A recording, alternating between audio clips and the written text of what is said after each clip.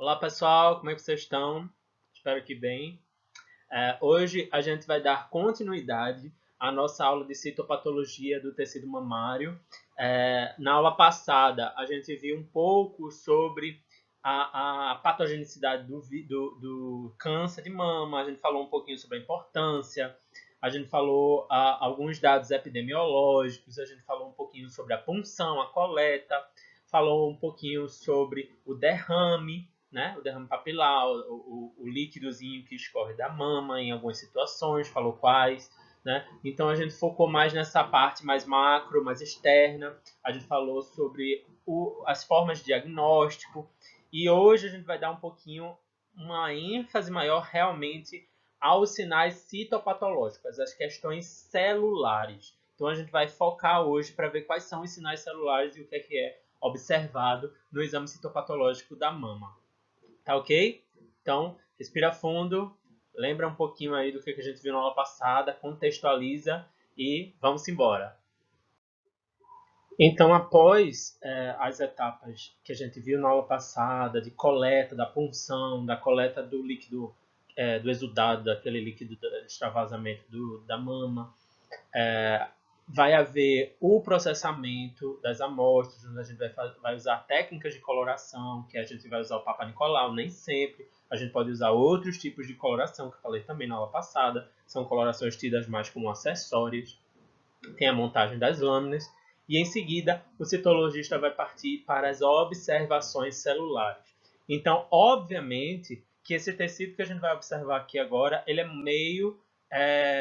aliás, ele é muito diferente do que a gente observava nas células cervicais, na descamação cervical, mas ele vai seguir várias das mesmas qualidades de observação. Os mesmos sinais citológicos vão ser procurados aqui, porque a ideia, né, é o mesmo processo patológico, né, de alteração genética, de alteração da morfologia natural da célula e de perda de forma-função. Então, o processo patológico do câncer, seja cervical, seja em outro tecido, ele tem diversas é, questões similares. Então, vocês vão ver que muitos dos sinais observados na citologia cervical vão ser também observados na citologia mamária. Então, o citologista ele vai avaliar os componentes da mama, né, os componentes estromais, a gente vai ter que observar aí que podem, né, ser células epiteliais ou não, avaliar as diferentes características, né, dessas células, da mesma forma como a gente via no tecido cervical. A gente vai avaliar características dos núcleos, a gente vai avaliar o padrão dessas células, como elas se apresentam, se elas seguem as bases semelhantes, né, se elas têm as características semelhantes entre si, se há alguma alteração daquelas que a gente já via nas aulas passadas de cervical, como a gente vai avaliar características dos agregados celulares, se há uma semelhança, se há uma coesão nesses agregados, né? Vocês vejam que a gente tira aí agregados celulares, como está a distribuição, se ela está mais paralela, se essas células são mais comuns, se elas são diferentes entre si, por acaso se elas formam estruturas anormais, como aquelas características de hipercromasia, que a gente falou com os núcleos mais enegrecidos, escurecidos do que as outras células. Se há presença de nucléolos, né? Aqueles nucléolos que não são tão visíveis a esses tipos de coloração que a gente utiliza. Observar a membrana nuclear, se ela está bem demarcada, se ela está muito clara, se há a presença de células inflamatórias, qual é a quantidade dessas células inflamatórias, células sanguíneas, células de defesa. Né? É bom a gente observar a presença e qual a quantidade, se elas estão em maior ou menor quantidade. Tá? Então, esses fatores eles vão ser avaliados em conjunto, da mesma forma como a gente fazia na citologia cervical, para avaliar, né, para dar um laudo que seja o mais próximo da precisão do real grau de patologia daquela pessoa, daquele paciente, daquela massa. Né? Então, a coesão das células, por exemplo, a presença do estroma, essas são questões de grande importância e como esse estroma vai estar se apresentando, né? Quais são as características, como estão esses agrupamentos celulares. É muito importante, são primordiais as avaliações desses agrupamentos celulares para avaliar o andamento da lesão, se chega a ser uma lesão mais leve ou se é uma lesão já avançada, uma lesão mais grave, certo? Então, como por exemplo, é muito importante observar a organização, se há formação de sincício, se há perda de polaridade, como que está essa cromatina. Aqui nessa imagem, por exemplo, a gente observa a presença de grandes nucléolos, né, enormes nas células, bem basofílicos, corados em vermelho. A gente vê que os núcleos dessas células eles estão muito assim, além de aumentados, com muita variação entre si, né? A gente vê diferenças de coloração, de forma, né? Que a gente vê o padrão irregular da cromatina, né? O tamanho, a presença de nucleolo. Então a gente vê muitas irregularidades, a gente vê muitas alterações, né? Então, muitos dos mesmos sinais que a gente já observava naqueles esfregaços cervicais, a gente observa aqui nos esfregaços mamários, né? E esses fatores todos eles são utilizados em conjunto para pontuar no laudo, certo? Então a gente vai estar observando aqui quais os principais sinais relacionados com as quais exatas condições, tá ok? Da mesma forma, né, de uma forma muito semelhante como a gente viu na aula do cervical, tá ok?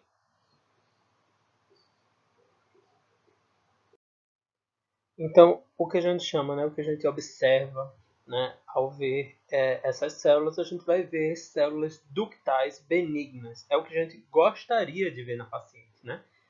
Ou seja, aquelas células super bem arredondadinhas, padronizadas, quase que exatamente iguais em tamanho e em forma, né, bastante similares. Quase que não há observação dos seus citoplasmas, nós não conseguimos diferenciar uma célula da outra, desses agrupados, nesses agrupamentos celulares. Essas células elas têm uma alta relação núcleo-citoplasma, né? Ou seja, o núcleo é bastante grande em relação ao citoplasma. Os núcleos têm tamanho bem uniforme, né, em relação uma à outra, são bem semelhantes. Elas são totalmente esparçadas, né, elas são espalhadas na amostra de forma bem semelhante, bem regular, espalhadas de maneira igual. Né? A gente vê aí realmente muita regularidade no material. Isso é o que a gente chama de coesão dessas células, né, que são células ductais benignas, ou seja, não estão relacionadas aí a uma questão de câncer, não, uma lesão cancerígena, e aí elas vão apresentar essas características que estão relacionadas a uma coesão, que é uma das principais características a ser observado nesse tipo de material.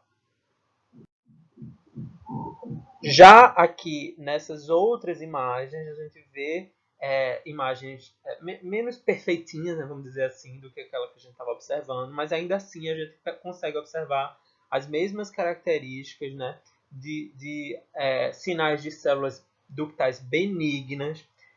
Provavelmente a queixa dessa paciente ela não está relacionada ao câncer, né, ela pode estar tendo algum tipo de derrame papilar por uma outra questão, que pode ser uma questão hormonal, pode ser algum tipo, um processo infeccioso, fungo, protozoário, bactéria, alguma coisa está causando uma mastitezinha nela, né? E está causando algum derramezinho papilar, ela vai se queixar, mas as amostras celulares dela apontam para alterações não cancerígenas, não relacionadas a câncer, o que é muito bom, né?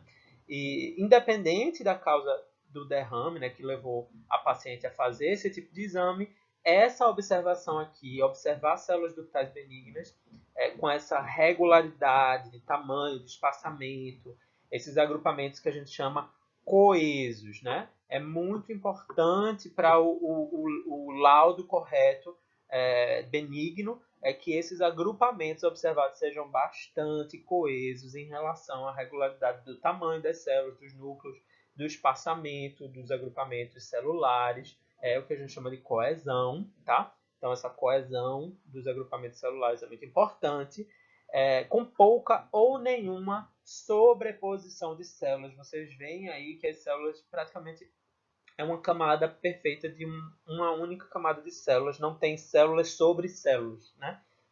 É uma única camada que, obviamente, está relacionada não só a uma boa coesão, às células benignas, mas a uma lâmina bem preparada, bem processada, um esfregaço bem feito, com material bem distribuído de forma homogênea, né? Então, não necessariamente a sobreposição celular é uma coisa negativa no sentido de laudo, mas muitas vezes a sobreposição celular é o excesso de material, é o esfregaço mal feito, não uniformizado pela lâmina, tá? Que pode estar relacionado a essa sobreposição. Mas a pouca ou nenhuma sobreposição é uma característica positiva dessas células, né, desses agrupamentos celulares ductais benignos, tá? Não relacionados ao câncer. Então, ainda falando sobre os sinais de citologia benigna, a gente observa questões relacionadas a uma baixa celularidade, ou seja, uma baixa quantidade de células na amostra.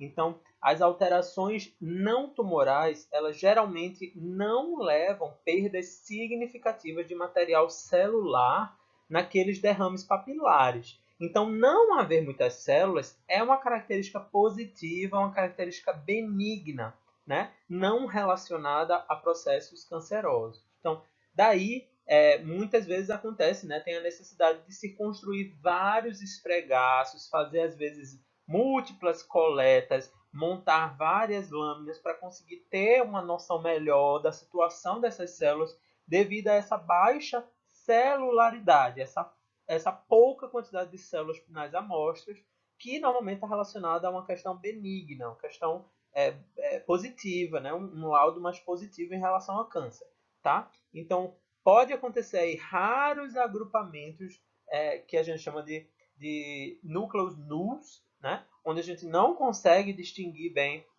aquele citoplasma, né? Justamente por esse tipo dessas características de alta relação núcleo-citoplasma, né? Dessas células. Não observa-se o citoplasma, então a gente chama isso de agrupamento de núcleos nus, né? Benignos. Tá? Observa-se uma coloração normalmente desses núcleos basofílica, né? Embora a gente não tenha uma padronização, né, muito rígida das técnicas de coloração utilizadas para as amostras de mama, independente das colorações, normalmente o núcleo ele tem uma coloração basofílica que, dependendo do tipo de coloração, ela vai ser mais para azulada ou para púrpura, né? Ou arroxeada, né? Esses tons, assim, normalmente, dependendo do tipo de coloração, mais fortes para o núcleo, tá? E aí, a gente também pode observar fragmentos ocasionais de estroma, né? Aqueles sinais, né, que podem aparecer espalhados ou entre as células ali, de matriz extracelular, que é o que está relacionado a essa coesão, né, o que está segurando aí, aderindo essas células entre si, esses tecidos, né, que é o estroma mamário, né, normalmente observado no fundo, né, desses agrupamentos celulares.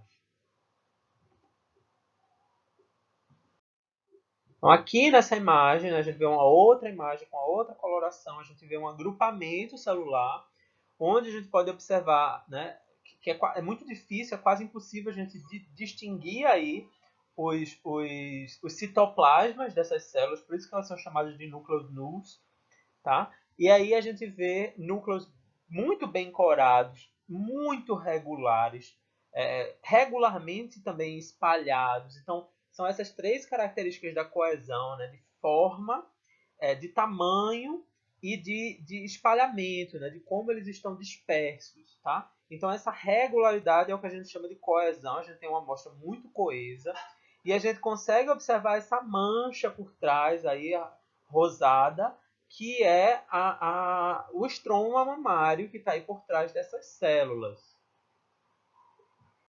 Nessa outra imagem também aqui, a gente já vê um outro agrupamento celular maior, né? A gente vê mais células nesse agrupamento, a gente vê que elas estão com um outro padrão de coloração, né? Então, muito provavelmente usou uma outra técnica de coloração.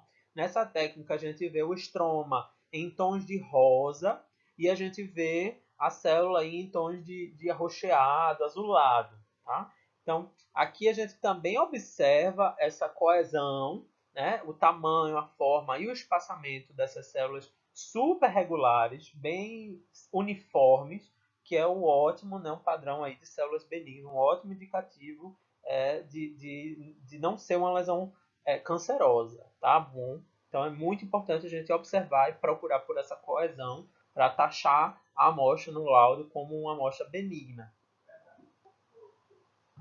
Outra característica comum, normalmente associada a quadros benignos, né, é a presença dos macrófagos, né? Como vocês sabem, os macrófagos eles estão relacionados a essa primeira linha de defesa, que são células fagocitárias do sistema fagocitário, que realmente, vamos lá, na intenção de absorver, né, de gerir e retardar infecções agudas. Então, normalmente, a presença desses macrófagos está relacionada a infecções agudas e não são sinais comuns em malignidade, né? Alterações malignas. São mais relacionados a processos infectocontagiosos, processos que estão relacionados a doenças, né? A outros tipos de patologia mais infeccional, né? Mais relacionados a alguma mastitezinha, fungos, bactérias, protozoários, algum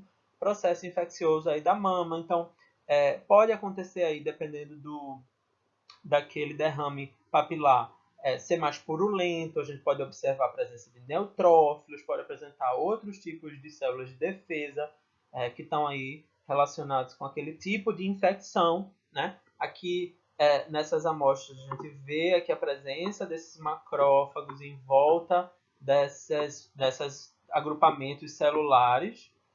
A gente vê esses macrófagos aqui em volta dos agrupamentos celulares. A gente vê muita presença de muco nessa amostra aqui, né?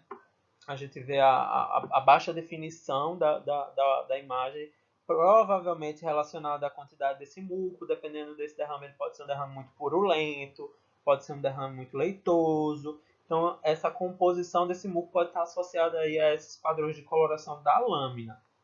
Mas a presença dos macrófagos, presença dessas células de defesa, normalmente não está relacionada a padrões de malignidade, né? Relacionados a câncer. Não estão, tá bom?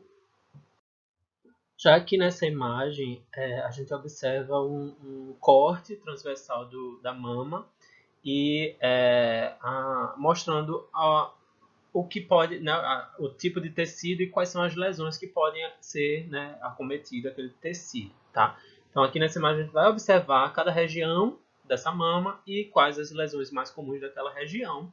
E aí a gente vê que as lesões benignas, elas geralmente vão acontecer nessas regiões dos lóbulos e dutos mamários.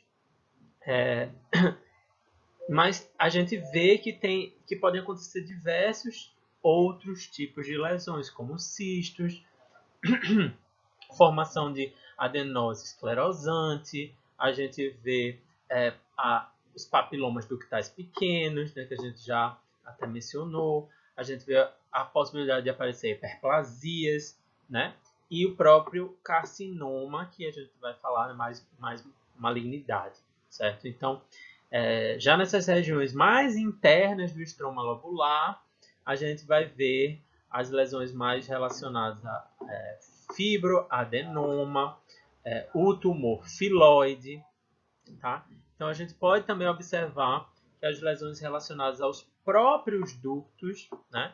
Que esses ductos mamários, a gente vai observar lesões como a ectasia ductal, que a gente também comentou na aula passada, que é aquela a inflamação das células da parede do duto, né, que geram um alargamento desse lúmen, da luz do tubo, e normalmente acumula líquido, é um edema, e causa muita dor na região anterior da auréola, e a gente é normalmente queixado, né, por essas mulheres, podendo causar também o derrame, né, um abscesso, né, a gente pode ver que pode normalmente estar relacionado a infecções bacterianas, a gente tem papiloma ductal solitário, a doença de Paget, né, então a gente tem diversas questões que podem acometer o duto. Né? Mais internamente, a gente tem toda essa área daqui mais interna, que é de tecido gorduroso, do estroma interlobular,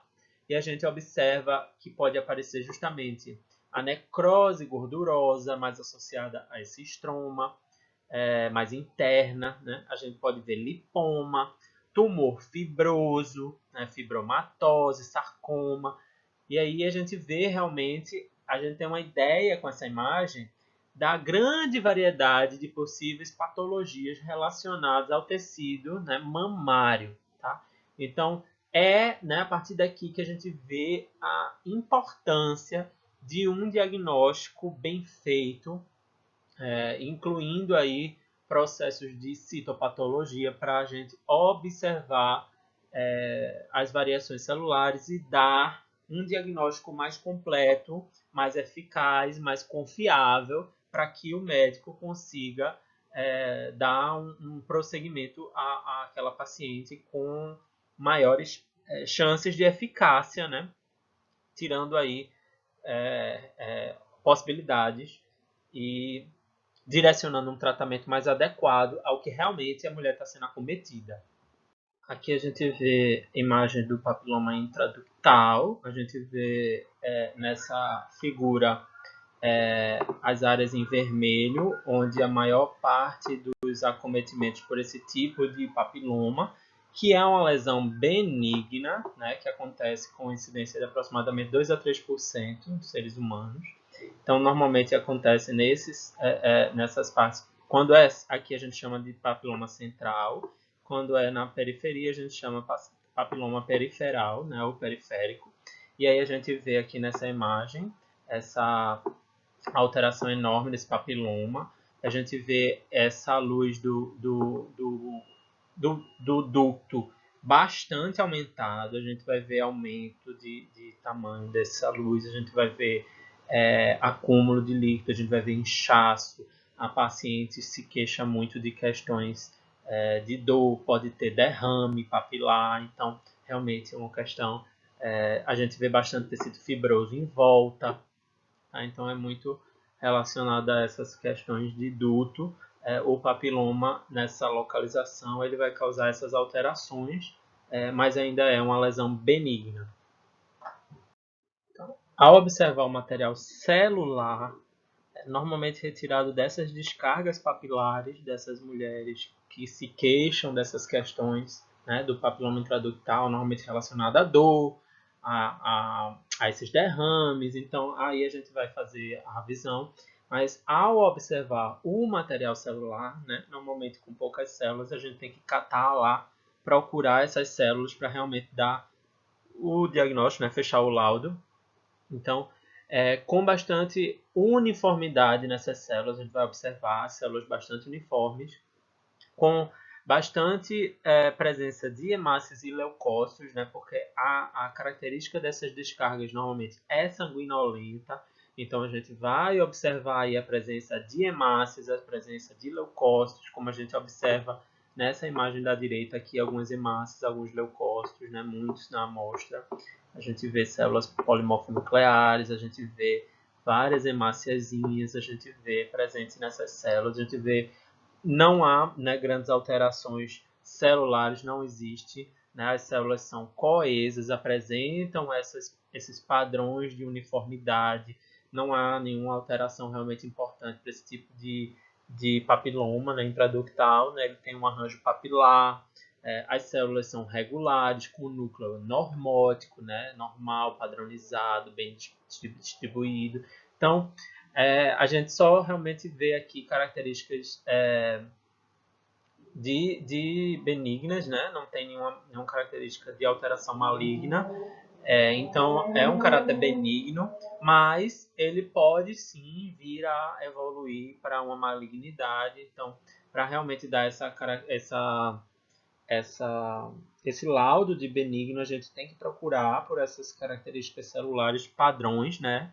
Essa uniformidade e realmente dar esse caráter de benignidade, tá bom?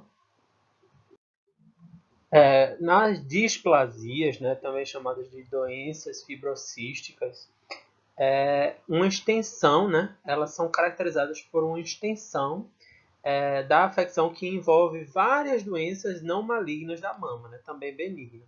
E podem apresentar vários tamanhos e serem acompanhadas de dor antes ou depois, antes ou durante a menstruação, tá bom? Então, a mulher menstruada ou antes, né, na época das dores das mamas normais do ciclo astral, elas podem apresentar uma dor anormal se apresentarem esses tipos de lesões. Então, é uma lesão produtora de uma massa, né, de um tumorzinho. Normalmente acomete mulheres acima de 30 anos e geralmente são lesões multifociais, né? Ou seja, elas são normalmente bilaterais das duas mamas, né? E mudam com o ciclo menstrual.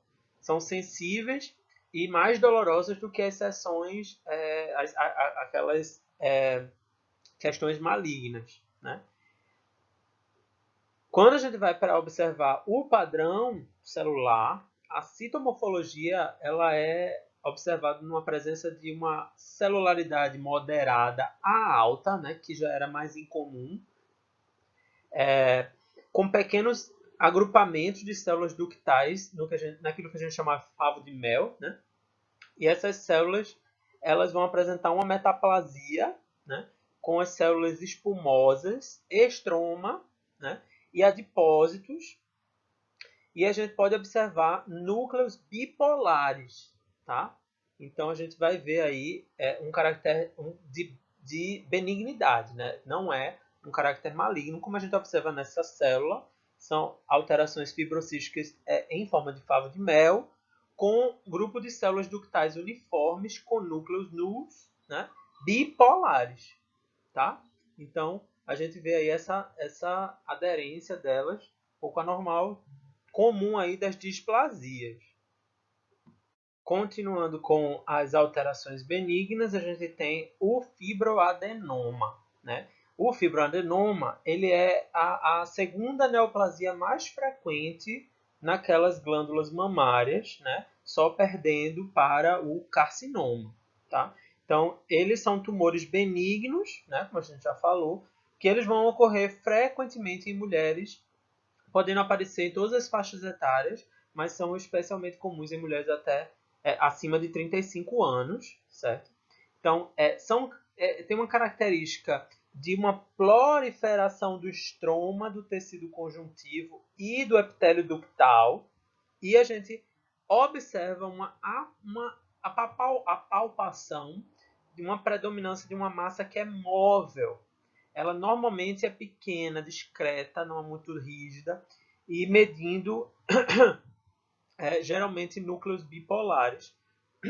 Raras células estromais, espumosas e apócrinas, certo? Então, esse fibroadenoma, ele normalmente vai mostrar fragmentos de estroma e aglomerados de células ductais com núcleos nus bem próximos, certo? E a gente pode ver também a presença de numerosos núcleos, tá? Como é observado nessas imagens aí. Então, já aqui a gente observa uma outra lesão benigna, que é o tumor filoide, né? Assim como o fibroadenoma, os tumores filódicos, eles são compostos de proliferação do epitélio e do estroma mamário, mas ele vai apresentar uma celularidade estromal bem mais pronunciada, tá? Então, são tumores que são bem menos comuns que o fibroadenoma e eles podem ser benignos ou se tornar até malignos, imitando as características de um carcinoma, né? Distorcendo até o tecido mamário, podendo causar uma úlcera. Então, De forma contrastante, né, contrária ao fibroadenoma, o fragmento estromal de um tumor filoide, ele é normalmente mais celular, né, contém mais células e apresenta células fusiformes, que são atípicas.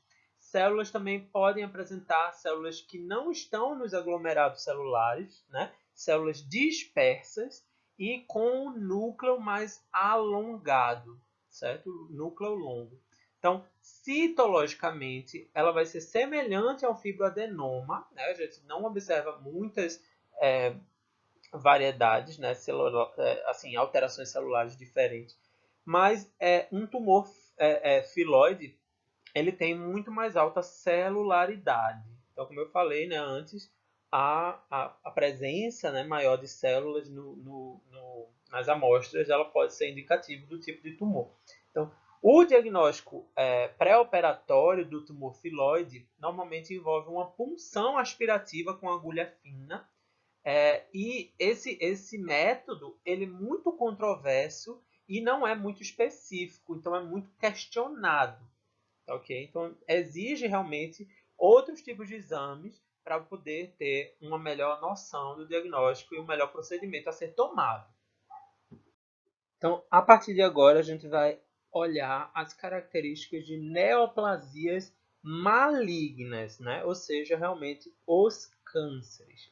Então, estima-se que 1 em cada 9 mulheres terá um carcinoma de mama, né? É muito pouco comum que mulheres de 20 a 30 anos de idade não apresentem histórico na família, né? Algum caso de câncer de mama na família, muito pouco comum. Tá? Então, é bem provável que as mulheres, né, tenham conhecimento de alguém, que vão ter alguém na família que tenha tido câncer de mama. Então, para a gente avaliar os critérios, né, de malignidade, então a gente vai observar aí os critérios citológicos, né, o que a gente observa nessas células que estão mais relacionados à maioria dos carcinomas de mama.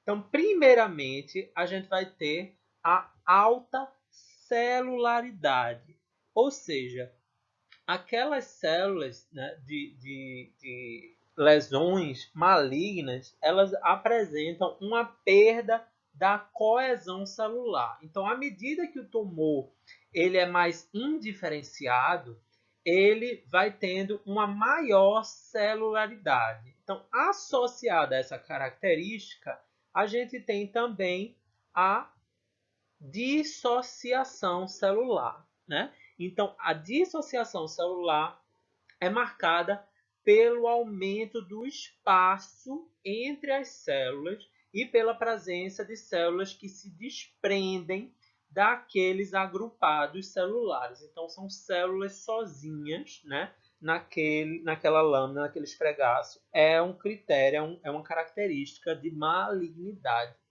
Tá? Outra questão é uma única população celular. Então, a presença de uma única população celular representa que as células malignas estão se proliferando e elas não estão aí, né, tendo um esfregaço benigno que teria vários tipos de célula. Então, são todas clones. Né? A gente vai ver uma única população celular. Tá? Outra questão, né, relacionada a essa perda da coesão é a questão de a variação, né, perda do padrão daquelas células. Então, elas vão ter um tamanho diferente, elas vão ter forma diferente, elas vão ter forma do núcleo, o tamanho do núcleo, a condição, né, da cromatina. Então, essas características de perda daquele padrão da distribuição daquelas células que a gente chamava de coesão, né? Então, a perda da coesão. Tá? Outra característica, irregularidade da membrana nuclear, né, que a gente também já falou lá no início. Então, essa membrana ficando mais irregular, menos redondinha, menos difícil, menos demarcada. Tá? Então, a gente já tem dificuldade para enxergar e o limite nuclear. Então, essas questões que a gente até já viu naquelas lâminas de tecido cervical, que tem mais ou menos alguns desses sinais. Tá?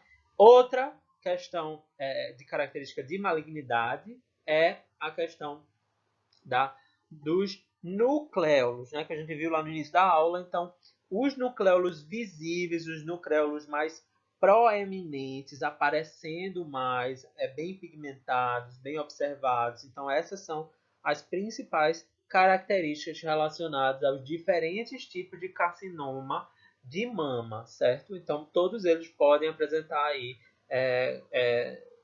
somas, né?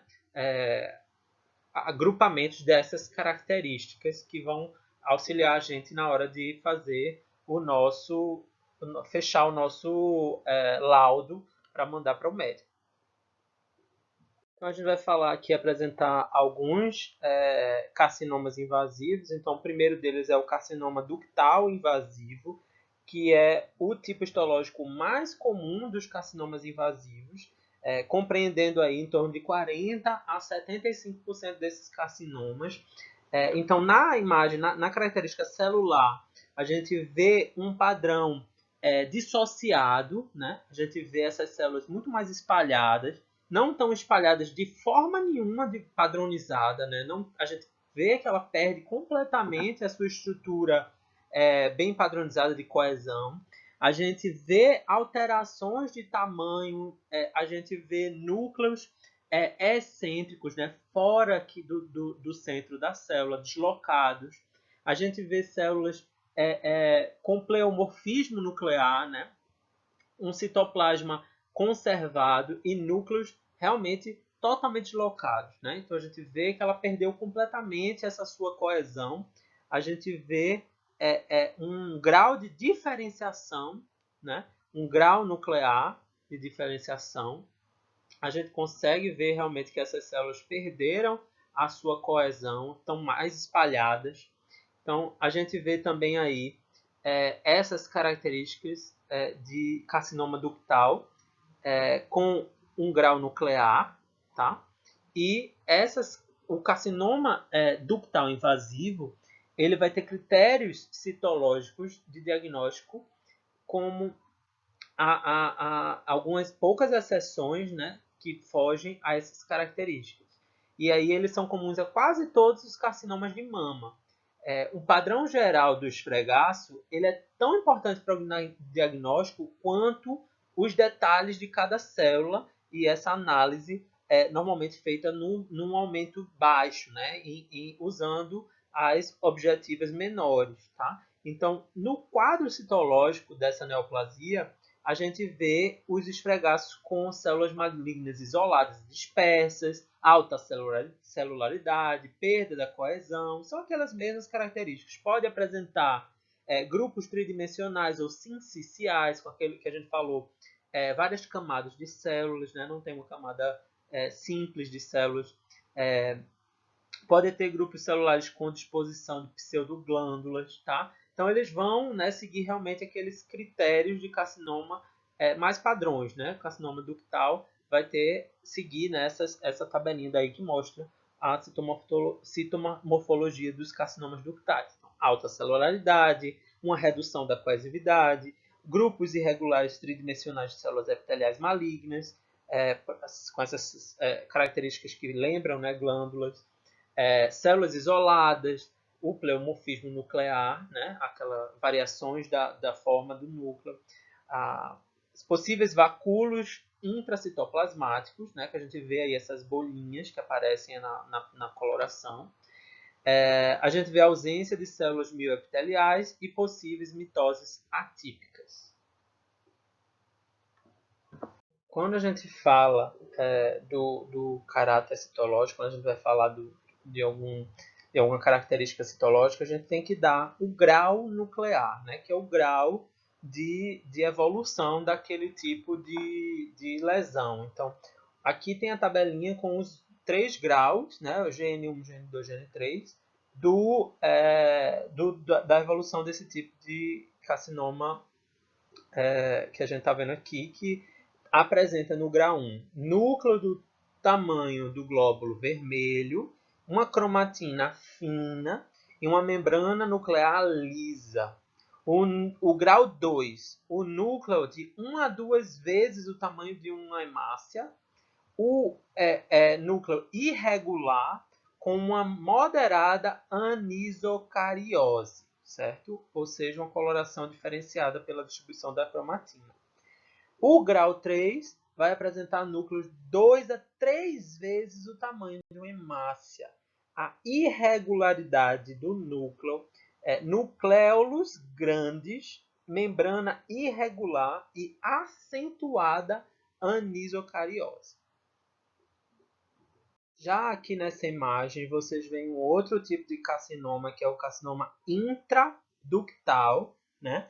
Que já está relacionado a uma proliferação epitelial maligna, mas que se origina na terminação ducto-lobular e ela é limitada pela membrana basal. Então, não há invasão do estroma, certo? Então, forma um grupo de lesões de ponto de vista morfológico, né? O tipo de lesão, ela tem essa característica morfológica e esse comportamento clínico, tá? Com características citológicas e histológicas bem comuns a outros tipos de carcinoma também, certo?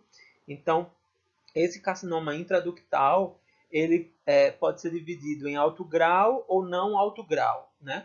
Que o alto grau seriam células epiteliais malignas com alto grau de nucleação, né, GN3, e com qualquer padrão de crescimento, tá? E já classificação citológica de não alto grau, ele vai apresentar o grau nuclear moderado, né, de 1 ou 2, né, sem a comedonecrose, certo? Então, aqui nessa imagem, vocês estão vendo exatamente essa questão do grau 3, né, onde vocês veem os núcleos pleomórficos bem grandes de grau 3, comparados às hemácias aí, eles são bem aumentados, né? Você já não vê mais a forma bem demarcada, a gente vê a dificuldade de ver a demarcação do núcleo, né? A gente perde aí a noção da membrana, ele está meio como se fosse embaçado, a gente não consegue ver a terminação nuclear real, então provavelmente a membrana está comprometida. Dependendo do critério, né, que a gente vai usar para diferenciar, para caracterizar esses tipos de câncer, a gente vai ter também o câncer, né, o carcinoma lobular invasivo. Tá? Então, esse tipo de câncer ele representa de 5 a 15% dos casos de câncer de mama invasivos e ele vai ser constituído por células uniformes de tamanho médio, caracterizadas pelo padrão de infiltração. Então, o padrão de crescimento dessas células, desse tipo de tumor, ele tem essa forma linear que a gente consegue observar nas amostras. Frequentemente, vai mostrar esse tipo de linhazinhas que a gente chama conjuntos lineares. Então, o padrão de crescimento dessas células ele tem essa forma linear e eventualmente pode observar o crescimento sólido, aquele padrão de células agrupadas em tipo favo de mel. O alongamento do citoplasma com muco, né, uma marca de forma de anel nesse tipo de célula, tá? Nessas células tumorais, e uma quantidade bem limitada de células. Então fica difícil aí o diagnóstico, que a gente tem que procurar essas células com essa característica bem atípica. Normalmente passa desapercebida se o citopatologista for muito displicente, assim, se não procurar bem, se não tiver muito material, se o material não for bem coletado, bem feito. Então, a citomorfologia desse tipo de lesão vai ter uma escassez grande de células, né, e pouquíssimas células com predomínio de células bem isoladas e esses pequenos conjuntos lineares, que são bem comuns desse tipo de câncer lobular invasivo. Essas células podem apresentar esses grandes vacúolos citoplasmáticos e núcleo hipercromático, né, um núcleo bem pigmentado. Pode apresentar aí umas inclusões citoplasmáticas de muco com um pontinho central, né? E um nucleolo aí, que vocês estão vendo em algumas dessas células, mas um nucleolo bem pequenininho, tá? Então, devido à escassez dessas células, é um dos cânceres de mama mais difíceis de se diagnosticar pela coleta com agulha fina. Então, esse arranjo solto e esses grandes vacúolos intracitoplasmáticos são bem comuns nessas células-alvo, né? E principalmente esses arranjos lineares. A lesão é uma lesão chamada de doença de Paget, ou Paget. É uma lesão que normalmente vai se manifestar com erupções, né, derrames unilaterais da papila, né, ou seja, uma mama vai ter derrame, quase sempre associada a um carcinoma ductal in situ ou um carcinoma ductal invasivo, né, e vai normalmente requerer uma biópsia quando há essa suspeita, certo? Então, as células malignas individuais, a gente observa uma alta razão nucleocitoplasmática, células arredondadas com citoplasma claro e um núcleo bem grande, né? A gente observa isso bem comum aqui, né? Mas a gente também vê isso se repetir nos outros padrões de células. Perde totalmente a sua coesão. Vocês estão vendo que isso nem parece o mesmo tecido, tá? Então, essas células arredondadas com citoplasma claro são muito típicos desse tipo de lesão. Na citomorfologia, a gente vai observar células com alta razão núcleo-citoplasma, células malignas individuais, células arredondadas, células com citoplasma claro, o núcleo bem grande, né? Então, vocês observam tudo isso nessas imagens aqui. Já aqui a gente vê imagens de carcinoma medular, né? Então, o carcinoma medular ele é responsável por menos de 1% dos cânceres de mama, mas ainda que as taxas mais altas tenha sido observado, dependendo da população, a gente consegue ver taxas mais altas de percentuais assim, de acometimento por esse tipo de câncer de carcinoma medular, né? Esse tipo de câncer normalmente está relacionado com mutações de genes, né, que a gente já falou naquela primeira aula, o BRCA1, especialmente quando ele dá o triplo negativo, tá? Então, é uma doença bem delimitada. O tumor é formado por células grandes, como a gente pode ver nessa imagem, né? A gente vê pouco diferenciamento aí dessas células. A gente observa a formação de sincícios, né? Células que são ligadas pelo seu citoplasma, como se fossem grandes células com muitos núcleos. A gente vê um pouco do estroma, né, em volta desse material. Nem um pouco de coesão, a gente vê que ela perde completamente o padrão de espaçamento entre essas células, a gente vê que ela perde completamente o padrão de tamanho, o padrão de forma, a gente vê células bem grandes e pouco diferenciadas, uma arquitetura, né, esquisita, que não tem muito padrão, que pode ter um infiltrado, que a gente chama de infiltrado linfóide, aí, de células linfóides e de material linfóide dessas massas, nesses coletados. Então, o diagnóstico citológico do carcinoma medular, ele não é fácil, é muito difícil, tem que ter uma pessoa muito experiente. Essa citomorfologia, ela vai ter uma hipercelularidade, né? Muitas células, grande número, são abundantes.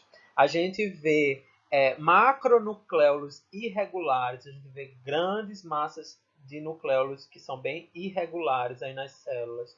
A gente consegue observar mitoses abundantes, não são pouco comuns a gente observar células em divisão, tá? A gente vê grande número de células isoladas, né? Linfócitos e células de plasma, tá? Então, essa citomorfologia é bem assim difícil de se fechar um diagnóstico em carcinoma medular, então a gente realmente tem que apelar aí para as questões mais moleculares, né? Mas as características são essas aí: hipercelularidade, células isoladas, aglomerados frouxos de células, né? Aumento dessa vesícula nuclear aí, macronucléolos bem atípicos, sem muito formato.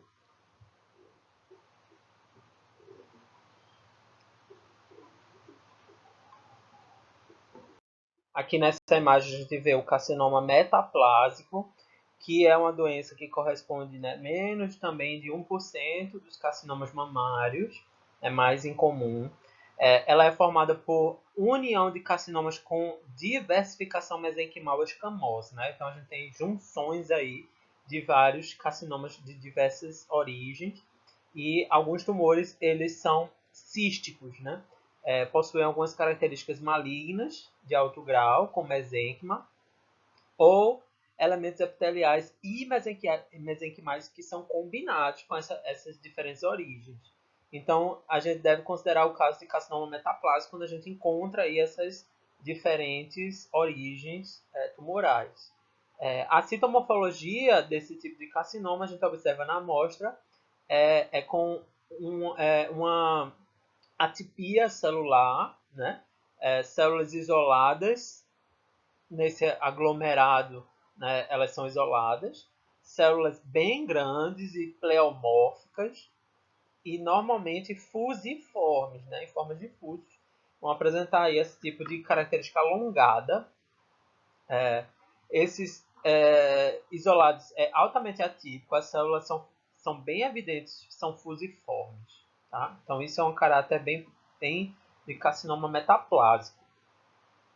Já aqui a gente vê outro tipo de carcinoma chamado carcinoma mucinoso. Né? O carcinoma mucinoso já é responsável aí por mais, né, um percentual em torno de 5% dos carcinomas de mama. E quando ele é comparado ao carcinoma ductal, ele tem uma sobrevida melhor. Né? Então é um prognóstico um pouco melhor de carcinoma. Então é uma doença comum entre mulheres mais velhas, né? E normalmente tem 3 categorias histológicas. Aquele que é chamado de puro, aquele que é chamado de misto e anel de Sinete. Né? Sendo que o carcinoma de anel de Sinete ele vai ter um pior prognóstico. Ele é pior, né? Ele é mais agressivo, ele tem uma mortalidade maior. Certo? Então, na citomorfologia, o que a gente vai observar são essas bolas tridimensionais de células, né, que a gente observa aqui, por exemplo, ou aqui. A gente vai ter essas bolas, não é de forma nenhuma uma camada única de células, fortemente coesas, com um fundo mucinoso, ou seja, de mucilagem, de muco, tá? Então, são estruturas capilares ramificadas, tá? E núcleos uniformes, ou seja, vejam que aqui a gente não tem muita diferenciação, a gente não vai ter esse pleomorfismo acentuado do núcleo, tá? Então, os núcleos são bem até padronizados, até mostrando aí uma certa coesão interessante, mas um caráter de carcinoma mucinoso, tá? Núcleos uniformes e normais. Então, os núcleos regulares e redondos de baixo grau são uma característica comum desse tipo de câncer, o que vai ser realmente indicativo de uma malignidade, vai estar relacionado a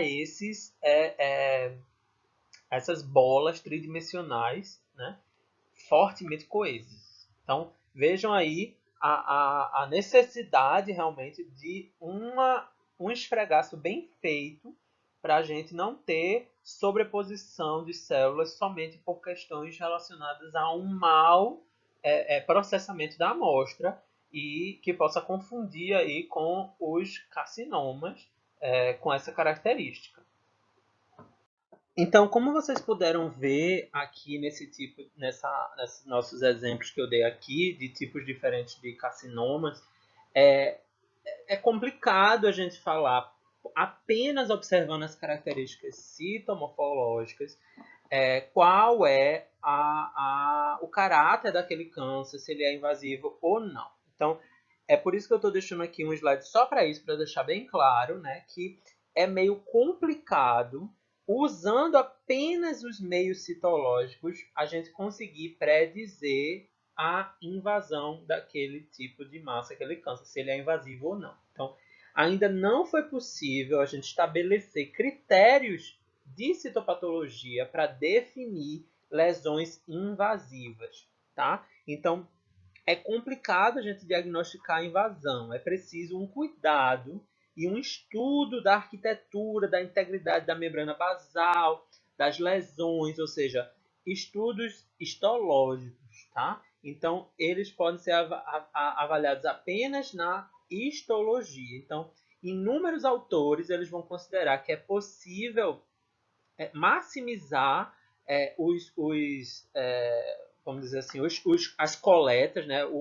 O diagnóstico mais eficiente com a coleta, usando aí combinados dos achados citológicos e dos achados clínicos e mamográficos. Então a gente precisa aí ter um contexto, a gente precisa ter estudos histológicos do tecido, estudos citológicos das células e as questões de imagem por mamografia e os exames clínicos, para juntando todos os achados a gente conseguir realmente ter um diagnóstico mais eficaz.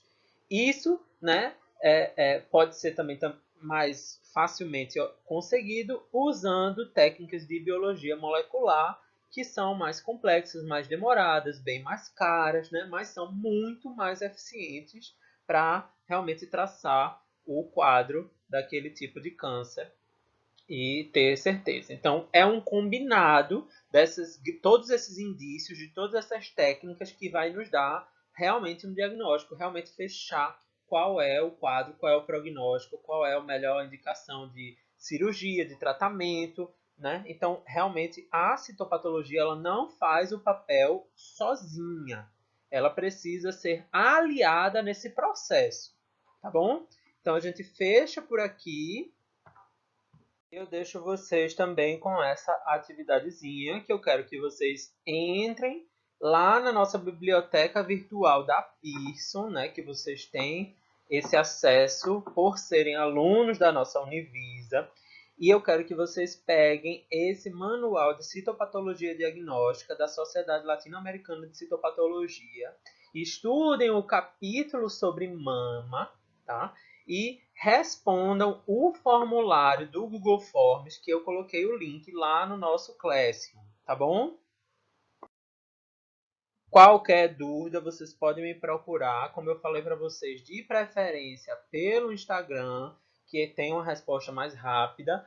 Qualquer coisa que vocês tiverem alguma dúvida maior, vocês podem também se remeter ao representante Lucas, que ele fala comigo pelo WhatsApp, ou vocês podem me mandar um e-mail, mas eu já aviso que os e-mails eu estou respondendo com um tempinho, porque realmente eu estou com muito material nos e-mails.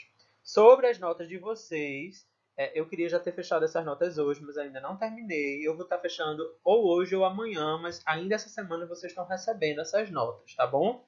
Então, um grande abraço e a gente se encontra na próxima semana. E fiquem em casa, proteja a vocês e protejam a todos os outros.